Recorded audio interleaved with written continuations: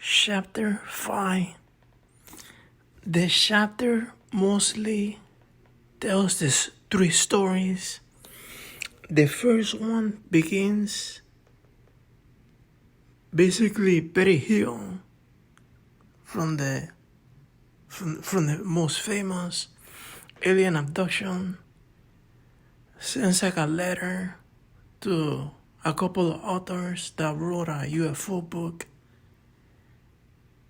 And on the letter, she basically says that like an area of Maine by a river, there's a lot of UFO sightings. And they describe them as like a fleet of UFOs. And because of these sightings, they used to attract a lot of people to the point that it created a lot of traffic because a lot of people wanted to like drive to the area to see the UFOs, and the police had to get involved to deal with the traffic. So basically a group of investigators went to the area and they to look for the UFOs, and they settled in a gravel pit, and they were setting up camp and just setting up the equipment, and all of a sudden they saw like a really large black dog, and they thought it was kind of odd because the dog was unusually big. So they decided to go after the dog to just take a closer look. And as they were following the dog, one of the people saw what he describes as a large form that glided over him or to him, and that the form had an odor that he couldn't describe. And then the other researchers kind of like lost track of this person that saw the form. They're very vague with the description, but they basically like lost track of him. They were like, what happened to this person?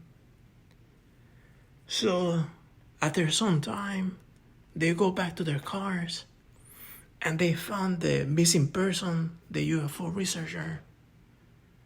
They found the missing person, and he was behaving very erratic to the point that they had to restrain him. And basically he came back to a normal state, but he didn't remember what happened.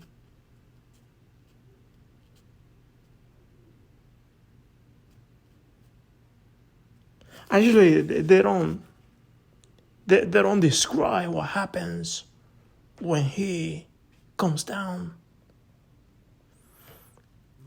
And then the author mentioned something that there's like an association with black dogs and UFOs.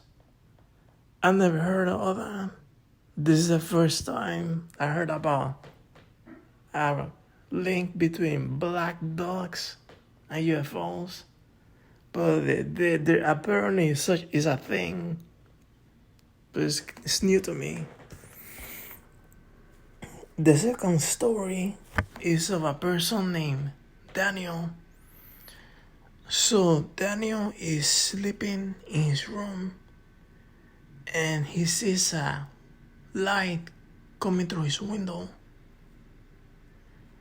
Then he goes to the window to check and he sees like a light, and then he receives like a telepathic message saying that the proof that extraterrestrials are real is gonna be revealed to him like soon, and that he must not tell anybody. And he saw the light that was by the woods, and then the light became dimmer, and he could make out basically like a disc-shaped craft. And then he wakes up his girlfriend, and she tells him that she also received the telepathic message that he did, and that she also must not tell anybody about the proof of extraterrestrials being real that was gonna be revealed to him. So he goes outside his house to the woods and to the craft, and he sees that a door opens from the craft, and that a ramp appears, and he actually goes up the ramp, and he sees the inside of the UFO, and he sees some yellow light and like a window made of tiles, and he sees like a giant glass in the middle of the room filled with liquid. Then Daniel blacks out, and he's on his underwear.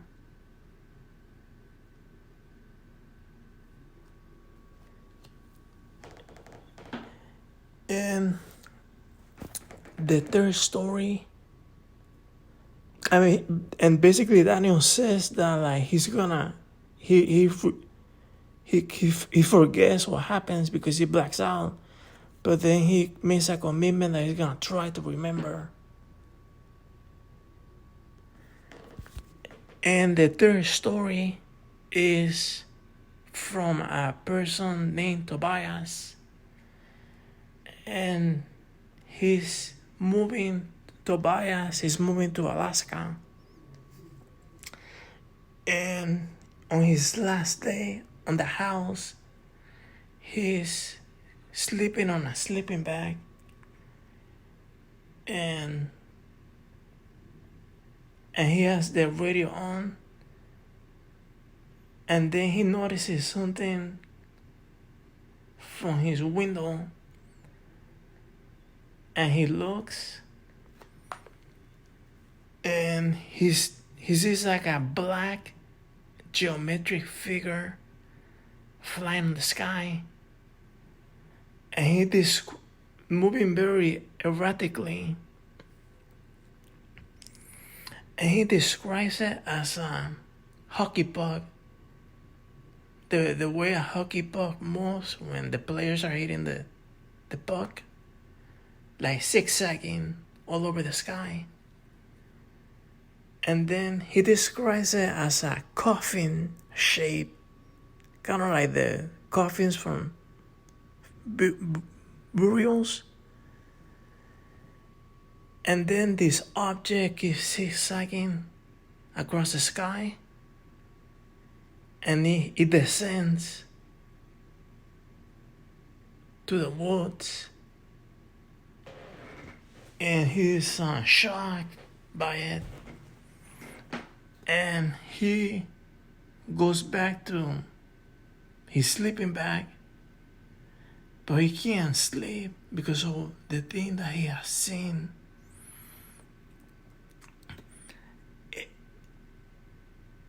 And he goes back to the window, and he sees the same object like really close to the ground, just like 30 feet away from his window. And then the object ascends really high to the sky, and he loses sight of the object. And because the object was